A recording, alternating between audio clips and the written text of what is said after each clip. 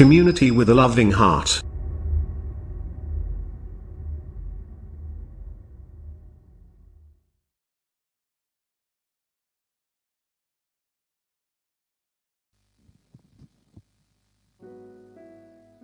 Baik, puji nama Tuhan. Saudara, mari kita persiapkan diri kita lebih lagi di hadapan Tuhan kita. Kita mau menerima berkat kebenaran firman Tuhan.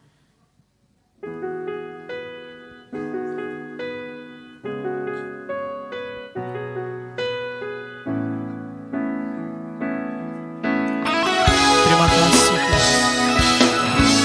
Semua karena kebaikan-Mu. Tuhan, Kau sungguh besar, karya-Mu sungguh ajaib, tiada hentinya ku mengagumi, sungguh Kau ajaib. Sekali lagi, Tuhan Kau sungguh, Tuhan Kau sungguh besar, karya-Mu sungguh ajaib, tiada hentinya kami mengagumi Engkau Tuhan. Ku mengagumi, sungguh Kau ajaib. Ku mau selalu bersyukur kepadamu Tuhan, anugerah-Mu mempesonaku. Selalu dan selalu Kau angkat hatiku, Kau membuatku berharga di mata-Mu. Terima kasih Tuhan di setiap pengakuan kami. Tuhan, Kau sungguh besar, karya-Mu sungguh ajaib, karya-Mu sungguh ajaib, tiada hentinya ku mengagumi, sungguh Kau ajaib. Sekali lagi, Tuhan Kau sungguh, Tuhan Kau sungguh besar, karya-Mu sungguh ajaib, tiada hentinya ku mengagumi, sungguh Kau nyatakan syukur-Mu. Ku mau selalu bersyukur kepadamu Tuhan, anugerah-Mu mempesonaku. Selalu dan selalu Kau angkat hatiku, Kau membuatku berharga di mata. Ku mau selalu bersyukur kepadamu Tuhan, anugerah-Mu mempesonaku. Selalu dan selalu Kau angkat hatiku, Kau membuatku berharga di mata-Mu. Dengan lembut katakan, ku mau selalu bersyukur kepadamu Tuhan, sebab anugerah-Mu mempesonaku. Selalu dan selalu Tuhan, dan selalu Kau angkat hatiku, Kau membuatku. Sekali lagi dengan lembut nyatakan, ku mau selalu bersyukur kepadamu Tuhan, anugerah-Mu mempesonaku. Selalu dan selalu Kau angkat hatiku, Kau membuatku berharga di mata-Mu. Terima kasih Tuhan buat anugerah-Mu yang besar atas kehidupan kami. Kami sangat bangga Tuhan punya Allah yang luar biasa atas kehidupan kami. Oleh sebab itu kami mau sungguh-sungguh ikut Tuhan. Sungguh-sungguh ingin menyatakan kebesaran Tuhan. Mari Bapak Ibu Saudara, saya undang untuk bangkit berdiri dan persiapkan dirimu untuk menerima kebenaran firman Tuhan. Lebih sungguh di hadapan Tuhan. Anugerah-Mu, ku mau selalu bersyukur kepadamu Tuhan. Anugerah-Mu Tuhan selalu mempesona kami. Selalu dan selalu Kau angkat hatiku, Kau membuatku berharga. Sekali lagi nyatakan syukur, ku mau selalu bersyukur kepadamu Tuhan. Anugerah-Mu mempesonaku. Selalu dan selalu Kau angkat hatiku, Kau membuatku berharga di mata-Mu.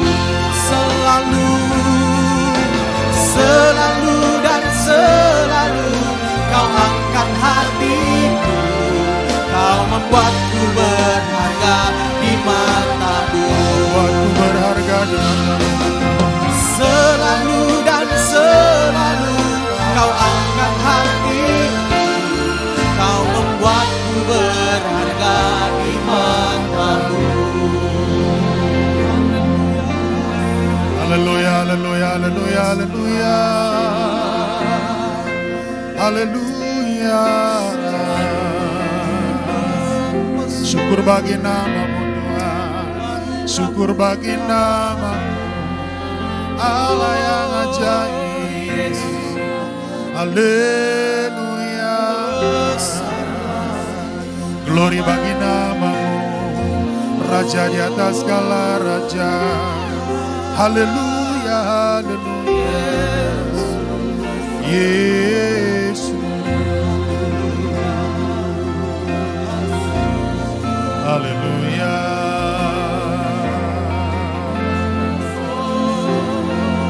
Terpujilah nama-Mu Tuhan Allah kami yang luar biasa.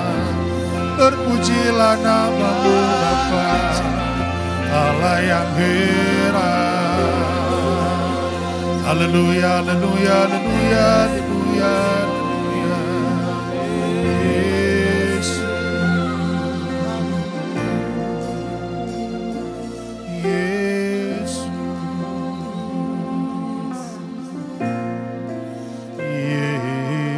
Yesus. Terpujilah nama-Mu Tuhan Allah Bapa kami yang luar biasa. Kami bersyukur di pagi jelang siang hari ini karena anugerah-Mu besar bagi kami. Kami ada di tempat ini karena pertolongan-Mu. Bahkan sampai minggu yang kedua pada bulan Juli Tuhan, kami tahu Engkau ada bersama dengan kami. Tidak meninggalkan kami, selalu beserta dengan kami, menopang kami. Dikala susah Engkau hiburkan, dikala lemah Engkau kuatkan. Bahkan dikala memiliki berbagai macam persoalan pergumulan, Tuhan hadir sebagai penolong bagi kami. Dan kami tahu berkat-Mu terus ada pada kami. Terima kasih untuk perjumpaan kami pada hari ini Tuhan. Kami tahu dalam perjumpaan bersama dengan Kristus, kami tahu kami dipulihkan Tuhan, bahkan kami diberkati Tuhan. Seluruh umat-Mu dan jemaat-Mu yang ada pada hari ini diberkati oleh Tuhan tanpa terkecuali. Dan kami berdoa lewat firman, kebenaran firman-Mu. Kami juga diteguhkan mengerti maksud rencana Tuhan dalam seluruh kehidupan kami. Dalam nama Yesus kami berdoa dan bersyukur. Haleluya, haleluya. Sama-sama kita katakan amin. Tepuk tangan bagi Tuhan Allah kita, haleluya. Silakan duduk jemaat Tuhan, selamat pagi dan shalom. Sekali lagi shalom. Terima kasih kepada Tuhan kesempatan hari ini berjumpa dengan Bapak Ibu di tempat ini. Terima kasih Bapak Gembala dan seluruh staf penata layan yang tentu memberikan kesempatan menyampaikan kebenaran firman Tuhan pada hari ini. Saya berdoa biar kiranya perjumpaan kita dalam Tuhan diberkati oleh Tuhan. Haleluya. Saudara sekalian, hari ini tema firman Tuhan kita bersama-sama, untuk apa aku hidup. Untuk apa aku hidup? Sebuah pertanyaan yang sangat prinsip dan penting saudara sekalian, yang sebenarnya harus dijawab oleh anak-anak Tuhan. Ada banyak orang hidup di muka bumi, tapi mereka tidak tahu mau ngapain mereka di muka bumi. Ada banyak juga orang berpikir saudara sekalian mereka hanya sementara di muka bumi ini. Akhirnya kalau ditanya saudara sekalian ngapain hidup di muka bumi dan untuk apa di muka bumi. Ada banyak juga jawaban yang tidak jelas saudara-saudara. Tetapi hari ini saya berdoa saudara sekalian semua kita memiliki kejelasan di hadapan Tuhan. Sebab Alkitab menuntun kita bahkan juga mendorong kita supaya kita ngerti apa yang menjadi tujuan hidup kita. Mari kita membaca firman Tuhan bersama-sama saudara sekalian dari Kejadian pasalnya yang pertama, ayatnya yang ke-26 sampai dengan ayat yang ke-28. Dengarkan firman Tuhan, saya baca bagi kita bersama-sama, demikian Alkitab katakan. Berfirmanlah Allah, baiklah kita menjadikan manusia menurut gambar dan rupa kita, supaya mereka berkuasa atas ikan-ikan di laut dan burung-burung di udara, dan atas ternak dan atas seluruh bumi, dan atas segala binatang melata yang merayap di bumi. Maka Allah menciptakan manusia itu menurut gambarnya. Menurut gambar Allah diciptakannya dia, laki-laki dan perempuan diciptakannya mereka. Allah memberkati mereka, lalu Allah berfirman kepada mereka, beranak cuculah, bertambah banyak, penuhilah bumi dan taklukkanlah itu. Berkuasa atas ikan-ikan di laut dan burung-burung di udara, dan atas segala binatang yang merayap di bumi. Tentu Bapak Ibu, ayat-ayat yang baru kita baca ini bukan ayat yang biasa bagi kita bersama-sama. Apalagi kalau kita sering membaca Alkitab. Pembacaannya mungkin dimulai dari Kejadian, kemudian Keluaran, sampai seterusnya, sampai kitab Wahyu. Atau mungkin barangkali juga dibalik saudara sekalian. Ada yang membalik saudara sekalian dari perjanjian baru dulu, baru perjanjian lama. Mana-mana Tuhan panggil. Yang penting adalah belajar membaca firman Tuhan. Menariknya saudara sekalian, dalam ayat ini yang baru kita baca ini, Allah sebetulnya memberikan kepada kita satu hal yang sangat prinsip, bagaimana kita hidup dan untuk apa kita hidup di dalam desain Allah. Nah, ayat ini dikatakan, maka berfirmanlah Allah, baiklah kita menjadikan manusia menurut gambar dan rupa kita, supaya mereka berkuasa atas ikan-ikan di laut, burung-burung di udara, atas segala ternak di atas bumi, dan segala binatang melata merayap di bumi. Lalu dikatakan ayat yang ke-27, Allah menciptakan manusia itu menurut gambarnya. Dan menurut gambar Allah diciptakannya laki-laki dan perempuan diciptakannya mereka. Jadi Bapak dan Ibu, kita ini adalah ciptaan Allah yang luar biasa. Maka kalau kita berpikir saudara sekalian kita tidak siapa-siapa, bukan siapa-siapa, salah besar saudara. Kita adalah ciptaan yang sangat mulia saudara sekalian. Bayangkan Allah menciptakan kita sedemikian rupa, beda dengan yang lain. Kalau terang saudara sekalian, Tuhan katakan jadilah terang maka terang. Jadilah cakrawala maka jadi cakrawala. Jadilah tumbuhan maka jadi tumbuhan. Jadilah binatang-binatang melata. Jadi saudara sekalian. Tapi tentang manusia ada sentuhan yang sangat personal dari Allah yang kemudian membentuk manusia tersebut. Lalu kemudian mereka hidup. Pertanyaannya adalah untuk apa manusia diciptakan? Ini menjadi sangat penting. Menurut saya, kita juga harus menjawab saudara sekalian. Salah satu buku yang terkenal saudara sekalian yang sudah puluhan tahun hadir di muka bumi ini saudara-saudara, apa yang diceritakan ataupun dijelaskan oleh Rick Warren dalam buku yang berjudul The Purpose Different Life, saudara sekalian, ini menjelaskan kepada kita untuk apa kita ada di bumi ini. Untuk apa kita ada di muka bumi dan apa tujuan kita. 5 kesimpulan daripada Rick Warren saudara sekalian. Yang pertama dia berkata kita dirancang untuk kesukaan Allah. Artinya apa? Saudara dan saya semua di sini kita diciptakan untuk kesukaan Tuhan. Makanya tidak ada orang saudara sekalian yang hidup hanya untuk menyukakan diri sendiri. Tidak ada orang yang hidup saudara sekalian hanya menyukakan dirinya dan kelompoknya. Tetapi harus menyukakan Allah. Yang kedua saudara sekalian, Rick Warren menyimpulkan kita dibentuk untuk menjadi keluarga Allah. Berarti semua kita ini adalah orang-orang yang bersekutu dengan Allah. Jadi kita adalah keluarga-keluarga Allah. Keluarga-keluarga ilahi. Sekalipun saudara-saudara sekalian kita beda suku, beda saudara sekalian latar belakang pendidikan, beda ekonomi, bahkan juga yang lain. Tetapi kita ini adalah keluarga dalam Tuhan. Termasuk saudara sekalian kita diciptakan juga serupa dengan Kristus. Lalu kita dibentuk untuk menjadi pelayan atau melayani Allah. Dan yang kelima dia simpulkan saudara sekalian, kita diciptakan untuk sebuah misi. Bapak Ibu, itu artinya kita begitu hebat didesain Tuhan, punya maksud tujuan yang luar biasa. Saya doa pagi hari ini saudara sekalian supaya kita semuanya mengerti apa tujuan kita. Untuk apa kita dibentuk dan mengapa kita ada di muka bumi. Kehidupan saudara sekalian tidak akan pernah menjadi terarah saudara sekalian kalau kita tidak memiliki tujuan. Sama.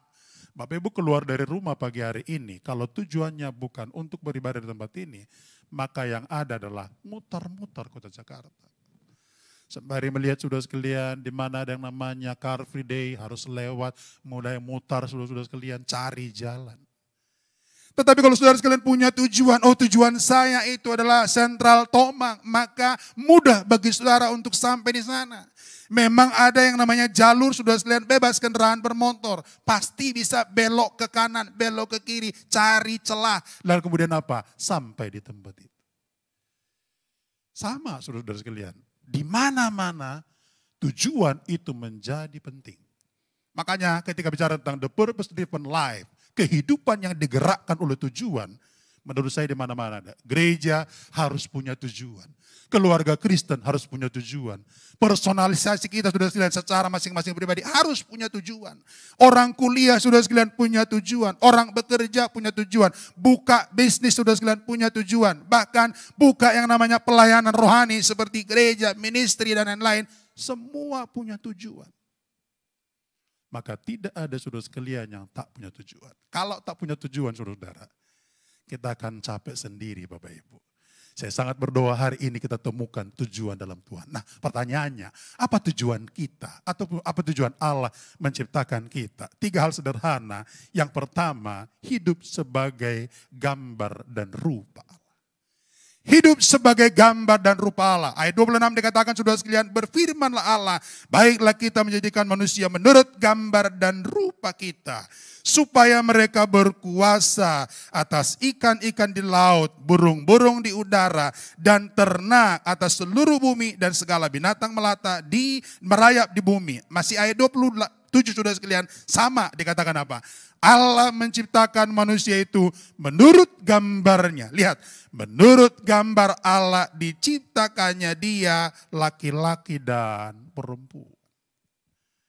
Bapak Ibu, kita ini adalah gambaran daripada Allah. Jadi kadang-kadang ada banyak orang berkata, Pak, rupa Allah itu seperti apa ya gitu ya. Sebenarnya gampang, tinggal lihat kiri kanan. Itulah rupa Allah. Kenapa? Karena Alkitab katakan kita diciptakan segambar dan serupa dengan Allah. Dalam terjemahan asli saudara sekalian istilah gambar rupa Allah dipakai istilah selem demut. Atau ada istilah dalam bahasa Latin imago Dei, slide berikutnya. Imago Dei, selem demut saudara sekalian, itulah citra Allah. Menggambarkan apa? Manusia diciptakan penuh dengan kemuliaan, kebenaran, kesucian. Makanya di dalam diri manusia, citra Allah, karakter Allah itu ada saudara. Maka sesungguhnya saudara-saudara sekalian, semua kita ini adalah makhluk-makhluk ilahi. Memang kita adalah makhluk fana saudara sekalian. Alkitab katakan umur manusia 70, kalau kuat 80. Lalu selebihnya penderitaannya adalah apa? Yang disebutkan dengan penderitaan. Tapi tahukah saudara sekalian, kita ini adalah makhluk ilahi. Jadi saudara sekalian, jangan pernah berpikir bahwa kita ini makhluk biasa-biasa. Kita makhluk ilahi. Menariknya saudara sekalian, ketika kita diciptakan serupa dan segambar dengan Allah, ini membedakan kita dengan ciptaan lainnya. Coba lihat hewan. Apakah saudara sekalian hewan saudara yang sama dengan kita? Tidak. Manusia diciptakan serupa segambar dengan Allah, memiliki pikiran, perasaan, kemauan. Tidak ada saudara sekalian yang namanya hewan lalu berpikir begini, gimana ya supaya saya naik tingkat ya? Saya sekolah di mana ya? Enggak ada saudara. Itu cuma hanya ada di manusia. Kenapa? Karena manusia ciptakan serupa dan segambar dengan Allah. Maka di dalam diri kita sebenarnya ada saudara-saudara sekalian hal-hal yang ilahi. Manusia terdiri dari tubuh, jiwa, dan roh. Ketika kita bicara tubuh, jiwa, dan roh, maka ini yang kemudian menandakan kita adalah makhluk ilahi. Apa membedakan kita dengan mayat yang ada di rumah duka saudara sekalian? Karena roh sudah tidak ada di sana. Kalau roh masih ada di sana sekalian, dia tidak di situ. Maka ketika manusia diciptakan, saudara sekalian, ada tubuh, ada jiwa, ada roh, kemudian diciptakan serupa dan segambar dengan Allah. Ini yang membuat saudara sekalian manusia tersebut memiliki keistimewaan, beda dari makhluk lainnya. Beda dari anjing, beda dari kuda, beda dari kambing, lembu. Dan kita adalah makhluk ilahi. Saya sangat berdoa saudara sekalian, ini menjadi keimanan kita yang terus kita bangun dalam diri kita. Sehingga saudara-saudara sekalian, saudara pulang dari tempat ini, di mana saja saudara akan berkata, saya ini makhluk ilahi. Hanya manusia yang memiliki rupa dan gambar Allah, saudara sekalian, yang bisa bersekutu dengan Tuhan. Iya kan? Memang ada lagu saudara sekalian, pohon-pohon akan bertepuk tangan. Gitu kan kira-kira ya. Tapi kan itu kan deskripsi. Satu-satunya makhluk yang bisa bersekutu dengan Tuhan adalah manusia. Makanya kita diciptakan serupa dan segambar dengan Dia.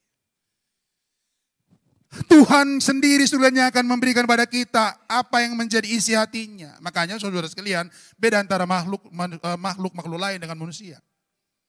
Siapa di antara Bapak Ibu saudara sekalian yang punya anjing di rumah? Saya punya anjing 2. Anjing itu saudara sekalian, kenapa disebut itu adalah makhluk setia. Itu luar biasa. Anda pulang dari kantor, pulang dari jalanan, saudara belum tentu disambut oleh orang rumah. Tapi anjing sambut kita saudara sekalian. Luar biasanya anjing sambut kita dengan apa? Ekornya yang kemudian digoyang-goyangkan saudara-saudara sekalian. Sementara kemudian dia akan mendekati kita, dia ingin menjilat tangan kita. Dia jilat tangan, dia jilat. Saudara tahu apa yang terjadi? Dia begitu setia. Tapi tahu saudara sekalian, Tuhan walaupun tahu sekalian yang namanya anjing adalah makhluk setia, Tuhan tidak bersekutu dengan anjing saudara. Tuhan bersekutu dengan manusia. Itu sebabnya saudara sekalian, gambar dan rupa Allah ini menjadi sangat penting. 4 prinsip sederhana saudara sekalian pengertian daripada gambar dan rupa Allah. Yang pertama, Allah sebagai sumber hidup bagi manusia. Maka tidak ada yang lain Bapak Ibu. Tidak ada, hanya Allah sumber hidup. Itu sebabnya Bapak dan Ibu perlu belajar memahami dengan baik. Oh Tuhan itu sumber hidup. Sumber hidup bagi roh kita, sumber hidup bagi jiwa kita, termasuk sumber hidup bagi tubuh kita. Completely sesuai. Allah sumber hidup saudara sekalian, maka manusia harus sadar siapa dia di hadapan Tuhan. Berarti saudara sekalian, kita tahu diri di hadapan Tuhan. Dan menurut saya ketika kita memaknai diri saudara sekalian sebagai gambar dan rupa Allah, Allah yang memberi sumber hidup pada kita, tidak ada lain yang bisa kita berbuat. Anda bersyukur, berterima kasih hanya kepada Tuhan. Yang kedua, Allah sebagai model dan teladan hidup manusia. Nah saudara sekalian, hari ini ada banyak orang yang mulai mencoba mencari-cari format bagaimana saudara sekalian meniru ataupun memodeli orang lain. Saudara kalau memodeli manusia, satu kali kelak Anda akan kecewa. Makanya hati-hati mengidolakan manusia Bapak Ibu. Saya tahu ada banyak orang mengidolakan pendeta saudara sekalian, tapi dengarkan dengan baik, pendeta juga manusia. Makanya sedangkali saudara sekalian kalau pendeta sudah kemudian jatuh dalam dosa atau kemudian mengalami keterpurukan, kekecewaan yang begitu berat dari jemaat-jemaat mulai muncul saudara. Harusnya kita ngerti dengan baik Allah lah sebagai model dan teladan hidup manusia. Berarti saudara sekalian tidak ada yang lain yang bisa berbuat selain belajar daripada Dia. Dan Dia juga yang menjadi tujuan hidup kita. Dan yang menarik adalah gambar rupa Allah menjelaskan bahwa Allah menciptakan kita sebagai ciptaan yang unik. Coba lihat saudara sekalian, di antara kita saudara sekalian yang ada hari ini tidak ada yang sama. Unik saudara. Miliaran manusia di muka bumi saudara sekalian. Tapi tak satu pun yang sama. Even dia saudara sekalian kembar Siam. Sama. Tidak ada yang sama. Coba lihat garis tangan saudara sekalian. Lihat di sini. Lihat di sini. Ada yang sama? Tidak ada. Sidik jari Bapak dan Ibu coba lihat. Coba kalau saudara bikin paspor. Pertanyaan saya, sekarang di kantor imigrasi Jakarta Pusat, Selatan, kemudian Barat, Timur dan lain, sudah berapa banyak itu sidik jari untuk paspor? Tak satu pun yang sama. Maka keunikan ini saudara sekalian menggambarkan bahwa Allah begitu luar biasa menciptakan manusia. Dan menurut saya inilah kekayaan. Makanya kalau orang lain agak berbeda dengan kita, jangan paksakan orang lain harus sama dengan kita. Kecenderungan kita juga kadang-kadang berpikir, wah karena kamu tidak sama dengan aku, kamu tidak sama dengan kelompok kami, ya sudahlah, ya udah kamu sendiri, kami sendiri, begitu kira-kira. Padahal saudara sekalian perbedaan itu adalah kekayaan yang luar biasa. Perbedaan itu adalah kekayaan yang sebetulnya terus harus dipelihara dengan baik. Gambar dan rupa Allah menjelaskan bahwa ada begitu banyak perbedaan di antara manusia, tetapi sebetulnya itu adalah kekayaan yang diberikan oleh Allah kepada kita. Bapak Ibu, mari kita mengerti dengan baik. Berarti kita harus hidup sebagai gambar dan rupa Allah. Apa yang prinsip saudara-saudara? Karakter Allah ada dalam diri kita. Itu sebabnya di mana kita berada sekalian, karakter Tuhan harus ada. Waktu saudara bekerja, waktu saudara berbisnis, waktu saudara melakukan tugas-tugas kantor, bahkan melakukan tugas-tugas pekerjaan di rumah sebagai ayah, sebagai ibu dan lain-lain, kita punya kewajiban, bahkan juga kita punya patron saudara sekalian. Karakter Allah harus nyata di dalam keluarga kita. Saya sangat berdoa saudara sekalian, ini mendorong kita bersama-sama untuk mengerti dengan baik. Tujuan kita hidup adalah supaya hidup sebagai gambar dan rupa Allah. Yang kedua saudara sekalian, apa tujuan kita hidup di muka bumi ini saudara-saudara? Mengelola ciptaan Allah.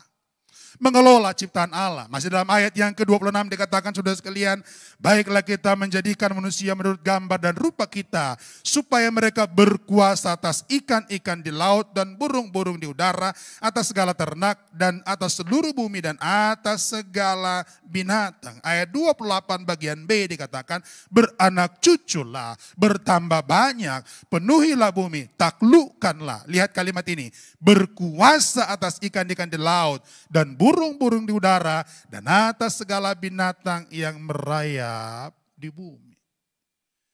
Yang kedua saudara sekalian, tujuan kita adalah mengelola ciptaan. Sejujurnya saudara sekalian, bagian ini pasti akan mendorong kita untuk mengerti dengan baik. Relasi kita bukan hanya dengan diri kita dengan orang lain, kita dengan Tuhan. Tapi ada satu relasi yang perlu kita pikirkan sekarang adalah relasi kita dengan alam sekitar. Relasi kita dengan bumi di mana kita tinggal, saudara-saudara sekalian. Jika kita berkata saudara sekalian mengelola ciptaannya, maka sebetulnya ada dua mandat yang diberikan oleh Tuhan kepada kita. Mandat yang pertama disebut dengan mandat prokreasi. Apa itu saudara sekalian? Beranak cucu, penuhilah bumi. Ada satu teman saya pendeta berkata begini, Pak, kita harus banyak-banyak punya anak katanya. Saya tanya kenapa? Dia bilang begini, kita ini masih minoritas katanya. Jadi bagaimana caranya? Oh iya, kita mesti banyak punya keturunan katanya. Jangan cuma 2 Pak katanya, jangan cuma 3, bila perlu ada 4, 6, 7, 8. Saya bilang saudara sekalian, hampir mirip seperti orang Batak. Maranak sapul pitu, maranak sapul lalu. Do you know about maranak sapul pitu di sapul lalu? Berarti anaknya ada 17 atau 18 saudara. Aduh. Itu rumah saudara sekalian bisa menjadi area yang paling sangat mengasihkan ya. Jangan-jangan saudara sekalian rumah berubah menjadi kapal pecah. Kenapa? Saking banyaknya orang saudara sekalian. Tapi ada pendeta yang senior berkata kepada saya begini, Tuhan punya cara. Ada orang yang diberi keturunan banyak, ada orang yang sedikit. Adil bagi Tuhan katanya. Lalu dia bilang, harusnya kalaupun hanya 2 atau kurang, yang penting orang itu mendidik anaknya dengan baik katanya. Saya pikir benar juga saudara sekalian. Ya kan? Kadang-kadang memang saudara sekalian, apalagi orang Batak, salah satu hal menurut saya yang perlu direkonstruksi dalam pemikiran saudara. Orang Batak itu kan biasa menekankan saudara sekalian laki-laki. Jadi kalau tidak ada laki-laki saudara sekalian, bahaya itu gitu kan. Untung kita sudah dalam Tuhan saudara ya. Dalam Tuhan mau anak laki-laki, mau anak perempuan. Sama saudara ya. Kenapa? Semua untuk kemuliaan nama Tuhan ya. Cuma kan strukturnya kan selalu berpikir, oh nanti siapa yang akan meneruskan, melanjutkan sampai ke bawah. Memang begitu kira-kira. Saya pikir saudara sekalian semua dalam kehendak dan rencana Tuhan. Ada mandat prokreasi. Tetapi juga ada mandat ilahi pembangunan. Apa itu? Mengelola dan memelihara ciptaan Tuhan. Nah ini yang penting saudaraku. Kita diciptakan Tuhan saudara sekalian untuk apa? Mengelola dan memelihara ciptaan Tuhan. Dan menurut saya ini adalah tugas yang harus kita kerjakan. Bumi dengan segala sumber dayanya harus dipelihara dengan baik-baik. Makanya Bapak Ibu harusnya kita punya semacam semacam kewaspadaan dengan bumi kita. Coba lihat potret bumi yang rusak sudah sekalian, yang sudah makin banyak. Misalnya banjir di mana-mana ya. Slide berikutnya, ini banjir, lalu kemudian penambangan liar, sampah di mana-mana. Ini potret bumi yang rusak Bapak Ibu. Bayangkan ya, sedikit saja hujan di Jakarta sekalian langsung banjir. 30 cm, 50 cm. Terus jangan-jangan sudah ada yang 1 meter, saudara. Kenapa? Ulah manusia. Ya kan? Apalagi sudah sekalian seperti di daerah tertentu. Saya sudah sekalian seperti Kalimantan Tengah, Kalimantan Selatan, lalu Riau, Jambi. Itu pembalakan liar sudah sekalian. Makanya ada yang namanya pembakaran hutan yang begitu hebat tanpa terkontrol. Hanya untuk tujuan apa? Membuka lahan baru saudara-saudara. Itu sebabnya saudara beberapa tahun-tahun yang lalu kita bisa melihat karena pembalakan liar seperti itu, pembukaan hutan baru, kemudian dibakar sedemikian rupa, asap di mana-mana saudara. Penerbangan terganggu. Tidak hanya penerbangan terganggu saudara sekalian, penglihatan manusia juga terganggu saudara-saudara. Bayangkan kalau manusia mencintai alam sekitar. Saya sangat percaya akan beda nilainya. Itu sebabnya mengelola dan memelihara ciptaan Tuhan itu adalah tujuan kita di muka bumi ini. Karena itu saudara sekalian kita harus mencoba membuat diri kita harus saudara sekalian berelasi dengan dunia sekitar. Seperti Jakarta saudara sekalian, menurut survei dan penelitian, Jakarta ini saudara ini lebih rendah dari permukaan air laut. Betul bukan? Dan dalam data yang disebutkan, Jakarta ini tiap 1 tahun turun 1 senti. Saudara. Mungkin kita berkata, gak apa-apa, cuma 1 senti segini doang Pak Pendeta. Gak apa-apa, segini doang gitu. Tapi Anda kira-kira berpikir gak? 10 tahun, 20 tahun, kalau 50 tahun, 50 kali 1 senti udah berapa saudara?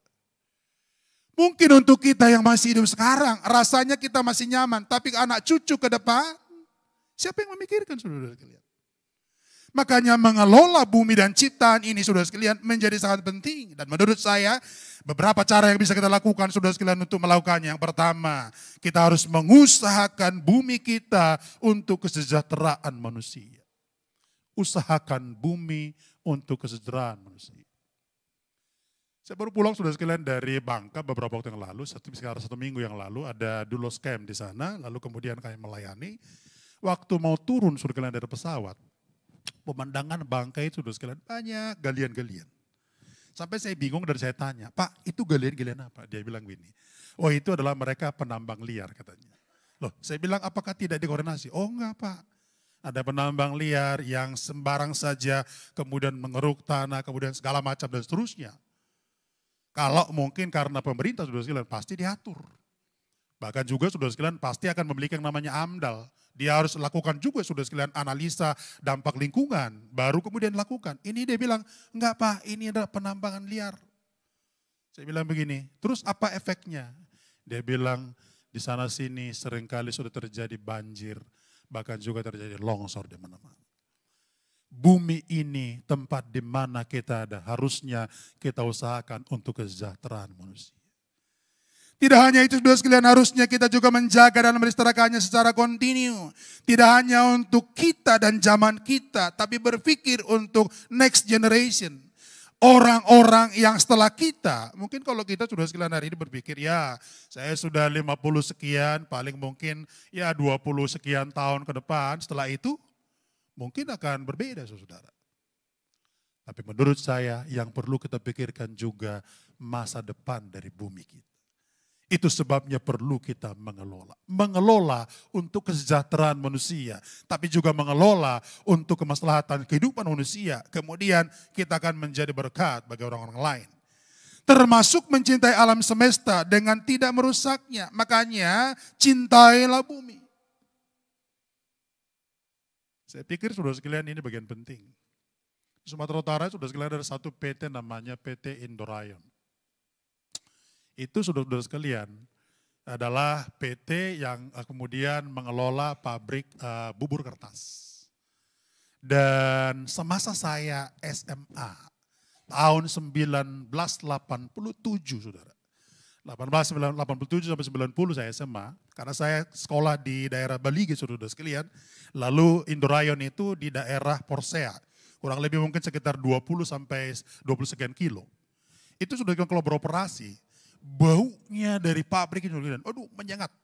Bayangkan, sebegitu jauh kami ada di Suposurung Balige, saudara sekalian, maka anak-anak harus pakai masker, saudara sekalian. Kalau tidak, saudara sekalian, akan kebauan.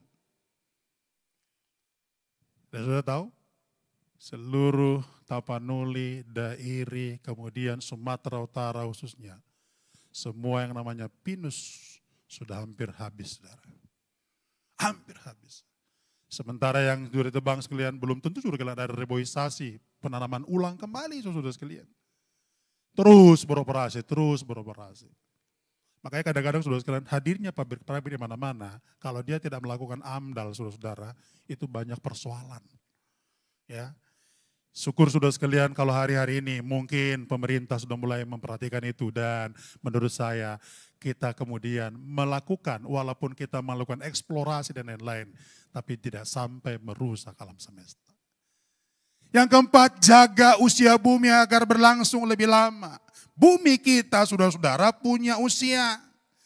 Makanya saudara-saudara sekalian, apa yang kita berbuat itu akan memelihara usia bumi. Misalnya ya, kalau misalkan pembalakan liar seperti pembukaan hutan baru, itu mesti punya semacam pertimbangan perkiraan. Tidak bisa saudara sekalian dengan sembarangan saja. Termasuk sebetulnya saudara sekalian di kota kita seperti Jakarta. Pembangunan gedung-gedung baru, termasuk mall, apartemen, ataupun gedung apa saja, itu juga perlu. Sebetulnya mereka harus mulai berpikir. Nah, Jakarta yang lebih rendah sudah ada berhubungan dengan laut, kenapa seringkali kita banjir? Ya jelas. Apalagi saudara sekalian daerah resapan tidak ada, ya kan? Mau pakai bioporika atau misalkan taman kota segala macam, tapi rasanya nggak cukup saudara. Salah satu cara kita untuk mengelola bumi, kalau kita sudah sekalian berusaha menjaga usia bumi, termasuk menjadikan bumi sebagai tempat di mana kita memuliakan Tuhan. Jadi tugas kita saudara sekalian mengelola ciptaan Tuhan, mengelola bumi dan segala yang ada di dalamnya. Dan saya pikir saudara sekalian, kalau ini kita lakukan, ini adalah tugas tanggung jawab kita yang tidak boleh kita lupakan. Yang ketiga dan yang terakhir saudara-saudara, bagian yang ketiga yang terakhir, apa tujuan kita di muka bumi ini? Ternyata kalau kita baca dalam ayat yang ke-28, Bapak dan Ibu, Alkitab berkata, beranak cuculah, penuhilah bumi, bertambah banyaklah. Beranak cuculah, bertambah banyaklah, penuhilah bumi, taklukkanlah itu, berkuasa atas ikan-ikan di laut, burung-burung di udara, dan atas segala binatang yang merayap di bumi. Yang ketiga, tugas kita, ataupun tujuan kita ada di muka bumi ini, saudara sekalian. Yang ketiga, melanjutkan misi melalui keturunan ilahi. Ada tadi yang saya sebutkan sekalian mandat prokreasi. Mandat prokreasi sekalian beranak cucu, penuhilah bumi. Yang kita lahirkan, saudara-saudara sekalian, ataupun yang kita lahirkan itu adalah keturunan ilahi. Makanya saudara-saudara sekalian, melanjutkan misi melalui keturunan ilahi. Menurut saya, ternyata dari kitab pertama, kitab Kejadian, Bapak Ibu, ini tematik yang sangat luar biasa. Allah menaruh hati untuk keluarga. Kejadian, Keluaran, Imamat, Ulangan sampai Maleaki. Maleaki pasal yang keempat, tematik keluarga, saudara sekalian, seluruhnya tentang keluarga. Termasuk ketika membuka kitab perjanjian baru dalam Injil Matius pasal yang pertama, silsilah hadirnya Sang Juru Selamat dalam keluarga, saudara. Sampai nanti kepada kitab Wahyu. Ketika kita membaca Wahyu pasal yang ke-22, pernikahan anak domba, itu juga menjelaskan tentang keluarga. Maka kalau misalkan ditarik saudara sekalian, tematik Alkitab itu luar biasa tentang keluarga. Maka keluarga adalah mahakarya daripada Allah. Dan keluarga adalah ciptaan Tuhan yang sangat spesial, saudara-saudara sekalian. Itu sebabnya keluarga harus melahirkan keturunan ilahi. Makanya dalam Alkitab saudara sekalian dikatakan apa? Beranak cuculah dan penuhilah bumi. Saudara, yang disebutkan dengan keturunan yang kita lahirkan itu bukan hanya keturunan jasmani saja. Ya kadang-kadang saudara sekalian orang berpikir, ya setelah lahir, kemudian besar, dewasa, menikah, terus punya anak, begitu kan. Lalu seolah-olah sebagai ritme itu berjalan begitu saja. Padahal sebetulnya tugas utama kita adalah melahirkan keturunan-keturunan ilahi. Melahirkan keturunan ilahi berarti ada perbedaan. Tidak hanya sekedar keturunan Bapak dan Ibu, tetapi ada keturunan ilahi yang di dalamnya keturunan-keturunan yang mencerminkan kehendak Allah. Makanya saudara sekalian beberapa hal terkait dengan mandat misi ini. Yang pertama yang perlu kita lakukan adalah mari kita bertanggung jawab mewarisi nilai-nilai ilahi. Bahwa keluargalah tempat pertama untuk bermisi. Keluarga tempat pertama untuk pendidikan. Keluarga tempat pertama saudara sekalian untuk mengajarkan segala sesuatu. Sayang Bapak dan Ibu hari-hari ini keluarga kemudian melupakan tanggung jawab itu. Akhirnya apa yang terjadi? Keluarga melemparkan tugas itu kepada siapa? Lembaga pendidikan. Cari sekolah yang paling bagus. Makanya ada banyak orang sekalian hari mencari apa? Pokoknya sekolah bertajuk yang namanya apa? Karakter building. Dicari saudara sekalian. Kadang-kadang saudara sekalian tidak cukup hanya itu dicari. Pokoknya sekolah yang the best. Bahkan kadang-kadang sekalian yang bertajuk internasional. Begitu kira-kira. Lalu apa yang terjadi? Dengan menyekolahkan di situ kemudian orang tua seolah-olah sekalian berpikir bahwa mereka sudah lakukan yang terbaik kepada anak. Yang kedua kadang-kadang saudara sekalian tugas untuk membina anak-anak kemudian diserahkan kepada lembaga gereja. Padahal notabene saudara sekalian anak-anak dalam gereja cuma hanya 1 jam setiap minggu. Sudah hebat 2 jam saudara. 2 jam dari 168 jam per minggu sangat sedikit.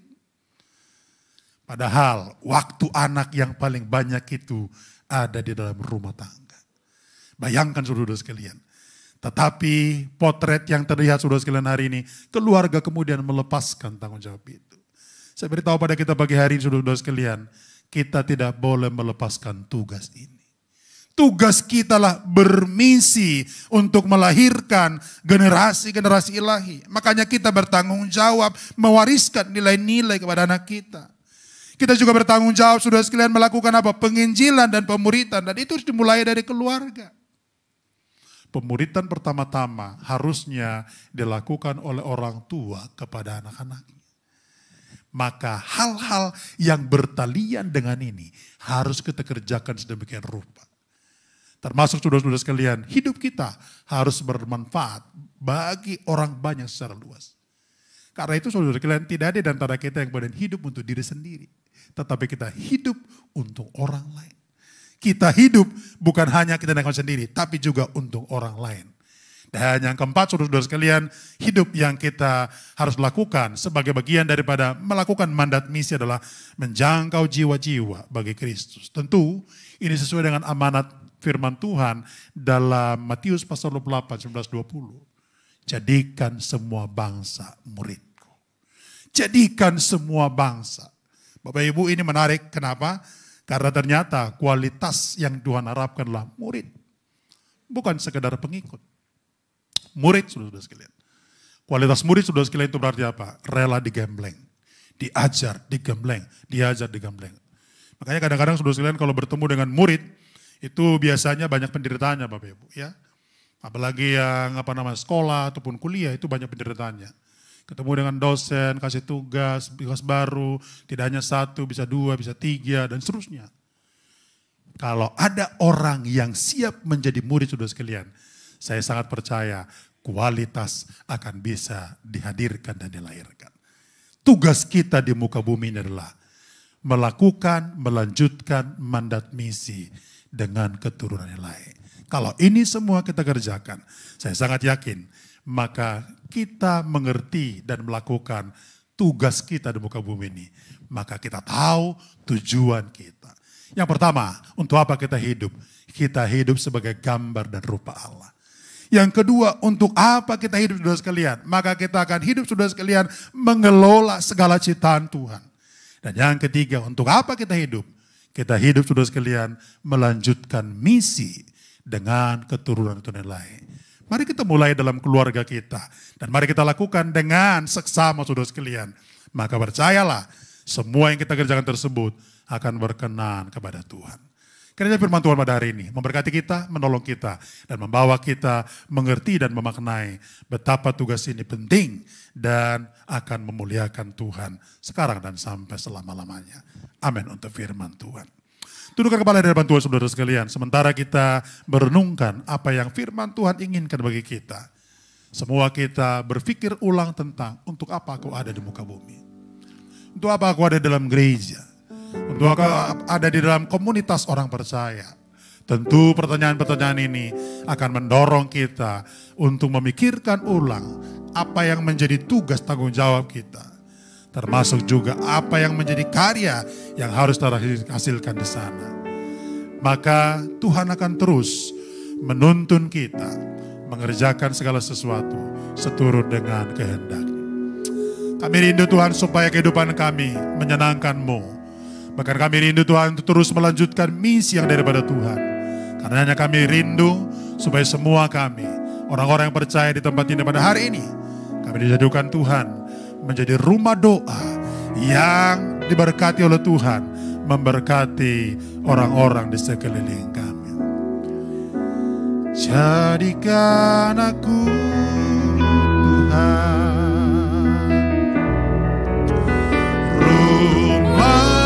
doamu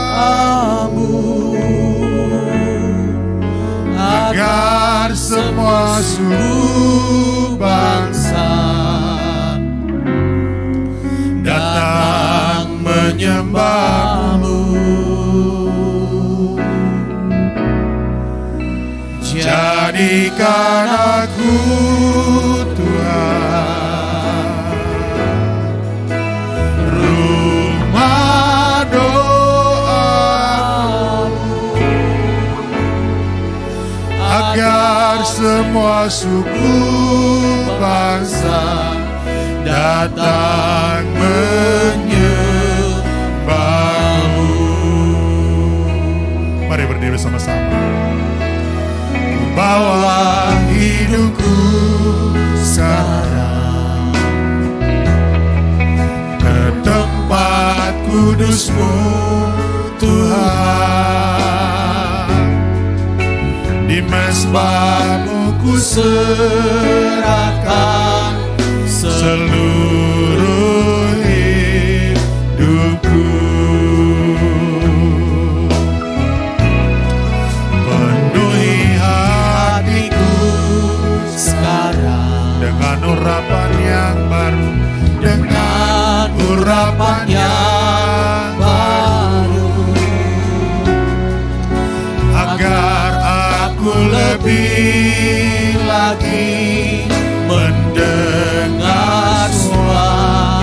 Bersama-sama katakan, jadikan aku Tuhan, jadikan aku Tuhan, rumah doa-Mu, rumah doa-Mu, agar semua suku bangsa datang menyembah-Mu, datang menyembah-Mu.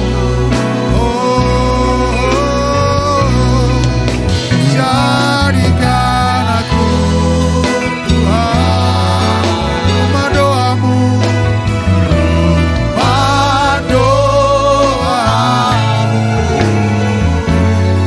agar semua suku bangsa datang menyembah. Lagi katakan di hadapan Tuhan, jadikan aku Tuhan, jadikan aku Tuhan, haleluya, rumah doa-Mu, agar semua suku bangsa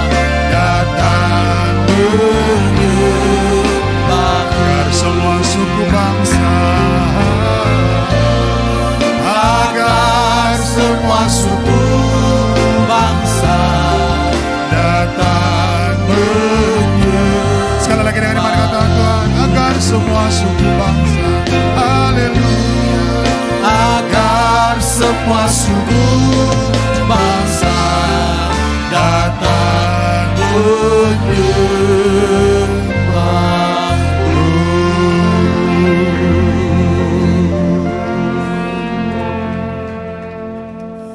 Ini yang Tuhan rindukan bagi kita bersama-sama umat Tuhan dan jemaat Tuhan di tempat ini.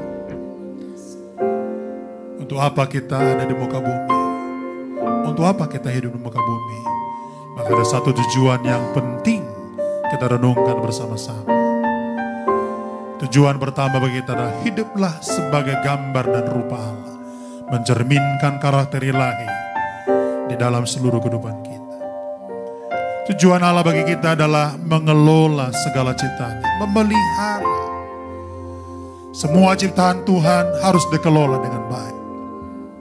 Bumi, air, dan segalanya, termasuk seluruh muka bumi dan apa yang ada dalamnya, harus dikelola dengan baik. Cintailah bumi dengan cara merawatnya. Itu sebabnya harus mengerti dengan baik. Bumi juga bagian daripada karakter ilahi yang harus tercerminkan. Dan yang ketiga adalah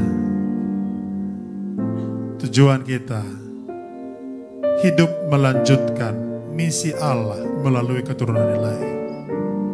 Dalam konteks keluarga, tentu kita harus melahirkan keluarga-keluarga ilahi. Tetapi dalam konteks keluarga yang besar, dalam gereja, kita juga harus mewujudkan misi tersebut. Itu sebabnya setiap kita harus terdorong untuk mengerjakan tersebut. Saya percaya ini tugas mulia dari Tuhan bagi kita. Saya juga percaya bahwa ini yang Tuhan mau Tuhan kerjakan dalam seluruh kehidupan kita. Karena itu, responi firman Tuhan. Dan biar semuanya kita kerjakan seturut dengan kehendak Tuhan. Berapa banyak di antara kita pada saat hari ini yang rindu dan mau mengelola ciptaannya. Yang mau terus bermisi, melanjutkan misi dengan keturunan ilahi. Termasuk hidup sebagai gambar dan rupa Allah. Saya percaya itu yang Tuhan inginkan bagi kita. Tentu kita tidak bisa mengerjakannya tanpa pertolongan Roh Kudus. Karenanya kita berdoa supaya Roh Kudus menopang kita bersama-sama. Mari kita angkat tangan kita di hadapan Tuhan. Kami angkat tangan kami di hadapan-Mu Tuhan pada saat pagi jelang siang hari ini. Kami percaya firman itu luar biasa bagi kami. Kami percaya punya tanggung jawab mewujudkannya. Tetapi kami tidak mampu kalau kami berjalan dengan kekuatan kami. Olehnya kami minta kepada Tuhan kekuatan Roh Kudus yang menopang kami, menolong kami. Sehingga semua yang Tuhan izinkan bagi kami kerjakan. Kami hidup sebagai gambar dan rupa Allah. Kapanpun dan dimanapun. Kami mencerminkan karakter ilahi kepada siapa saja dalam hidup ini. Bahkan kami Tuhan berdoa supaya kami diberi kemampuan, diberikan kompetensi mengelola bumi dan segala isinya. Mulai dari hal kecil yang ada di rumah kami, bahkan yang ada di sekeliling kami. Tetapi juga kami berdoa Tuhan biar Roh Kudus menolong kami supaya kami melanjutkan misi Bapa bagi dunia ini. Secara spesial memenangkan jiwa untuk hormat kemuliaan bagi nama Tuhan. Terima kasih Roh Kudus, ini doa kami di hadapan-Mu. Kami umat-Mu di tempat ini, kami rindu, kami adalah bagian yang tak terpisahkan dari tugas tanggung jawab tersebut. Karenanya, biar kuasa Tuhan memampukan kami semua. Terpuji nama-Mu, ini doa kami di hadapan-Mu. Dalam nama Yesus, berkati firman-Mu yang sudah kami dengar, biar kiranya itu kami mampu memedomani, sehingga kami tidak hanya pendengar, tapi pelaku firman. Doa hamba-Mu kiranya gereja yang diberkati oleh Tuhan, terus bertumbuh berkembang seturut dengan kehendak-Mu. Berkati Bapak Kepala dan seluruh tim pastoral, ditolong Tuhan dalam mengembangkan serta terus mengerjakan misi Bapa melalui komunitas ini. Dalam nama Yesus ini doa kami depan-Mu. Terpujilah Engkau sekarang sampai selama-lamanya. Demi Kristus kami berdoa, kami bersyukur. Haleluya. Yang diberkati Tuhan sama-sama katakan amin. Silakan duduk, Tuhan berkati kita. Baik, puji nama Tuhan. Terima kasih buat Bapak Pendeta Puri Marbun yang sudah melayani kita. Bapak Ibu Saudara diberkati, amin. Yang diberkati boleh lambaikan tangannya. Puji Tuhan, kita semua diberkati. Baik, kita akan memberikan korban persembahan. Sebelum itu kami mau menyapa apakah di antara Bapak Ibu Saudara Ada yang baru pertama kali hadir di ibadah kedua di GBI Sentral? Jika ada, boleh melambaikan tangannya. Tidak ada ya? Oh ada, puji nama Tuhan di sebelah kiri di depan. Boleh disambut dengan hangat.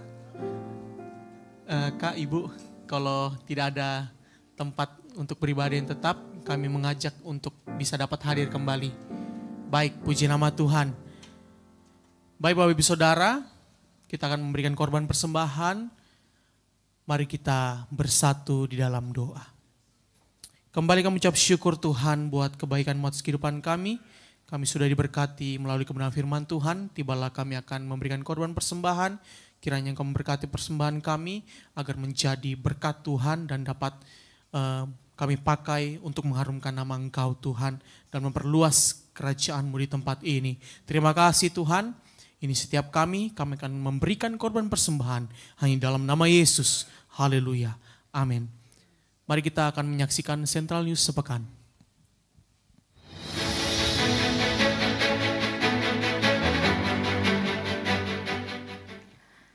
Shalom Jemaat Kekasih, jumpa kembali bersama saya Winda Rumondang Manalu dalam Central News pekan ini. Kami mengucapkan selamat datang bagi Anda yang baru pertama kali hadir beribadah di GBI Sentral. Dengan senang hati kami menyambut kehadiran Anda. Ibadah DMBI Sentral Selasa 11 Juli 2023 pukul 18.30 di Gedung Apotik Tomang lantai 2 dan secara online melalui YouTube GBI Sentral. Dengan pembicara Pendeta Pratama Esra Ricardo Satra. Central Pray and Worship Night Jumat 14 Juli 2023 pukul 19 di Gedung Apotik Tomang lantai 2 dan secara online melalui YouTube GBI Sentral dengan pembicara Saudari Winda Manalu. Limitless Youth Minggu 16 Juli 2023 pukul 8 di Gedung Apotik Tomang lantai 2 dan melalui YouTube Limitless Youth Community dengan pembicara Kak Daniel Sidarta. Ibadah Abi Sentral Minggu 16 Juli 2023 pukul 10 di Gedung Apotik Tomang lantai 2. Cerita firman Tuhan akan dibawakan oleh Kak Yeni untuk kelas batita, Kak Cinta untuk kelas kecil, serta Kak Bella untuk kelas besar. Ibadah Limitless Teens, Minggu 16 Juli 2023, pukul 10 dengan pembicara Kak Abraham Giovanni. Bakti sosial berupa pembagian sembako kembali diadakan pada tanggal 20 Juli 2023. Bagi jemaat yang ingin berpartisipasi, baik berupa bahan sembako maupun dana, dapat menghubungi Pendeta Madia Heri Heriadi atau Ibu Afung atau Ibu Suyanti. Berita kelahiran. Telah lahir Agatha Dina Nauli Waipon pada hari Kamis 6 Juli 2023. Putri dari Bapak Barnabas Waipon dan Ibu Vina Sinurat. Selamat ulang tahun bagi Anda yang berulang tahun dan merayakannya sepanjang minggu ini. Tuhan Yesus memberkati kehidupan Bapak, Ibu, Saudara dengan kasih, kebaikan, serta penyertaannya yang senantiasa dicurahkan dalam kehidupan Anda.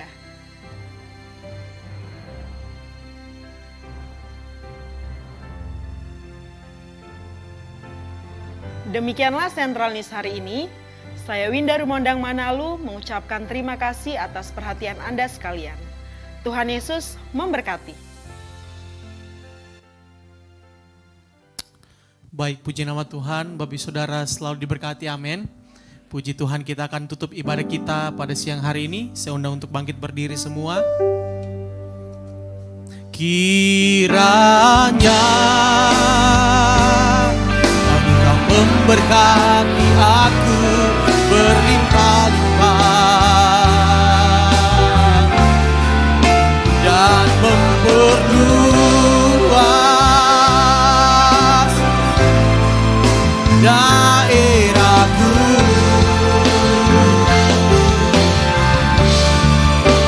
dan kiranya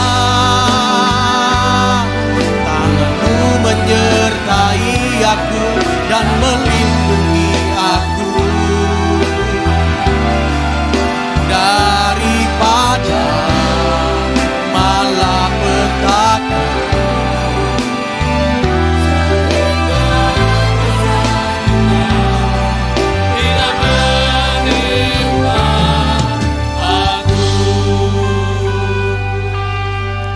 sekali lagi beri kemuliaan buat Tuhan Yesus.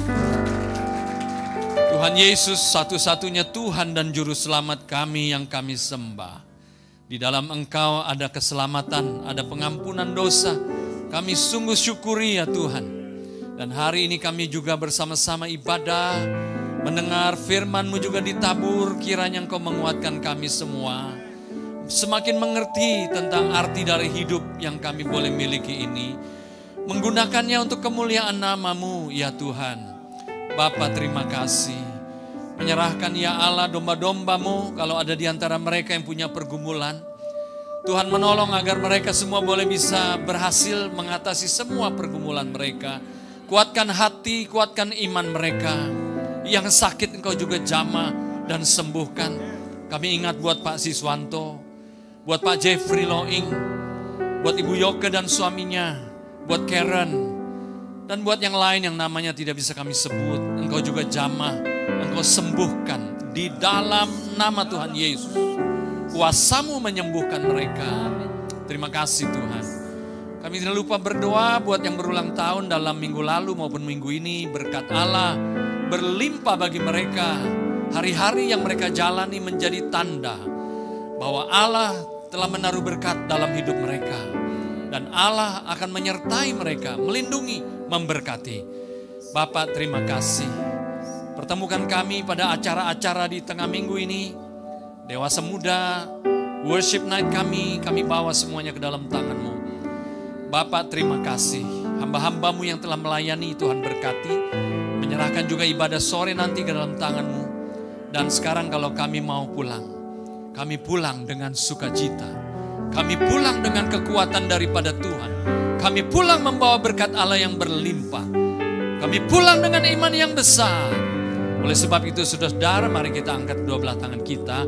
Pulanglah dan bawalah serta damai sejahtera pertolongan penyertaan.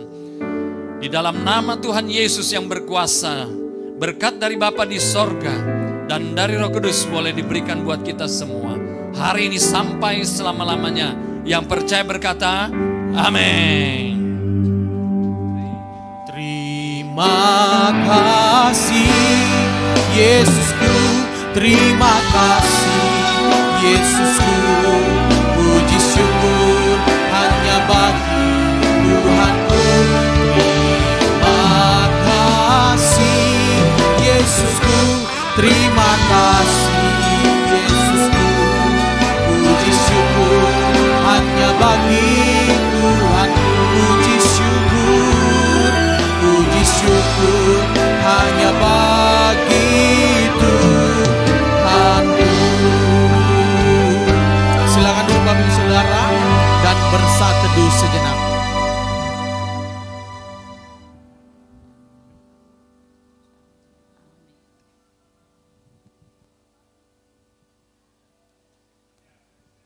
Amin, puji nama Tuhan. Ibadah kita telah selesai. Tuhan Yesus memberkati kita semua. Shalom.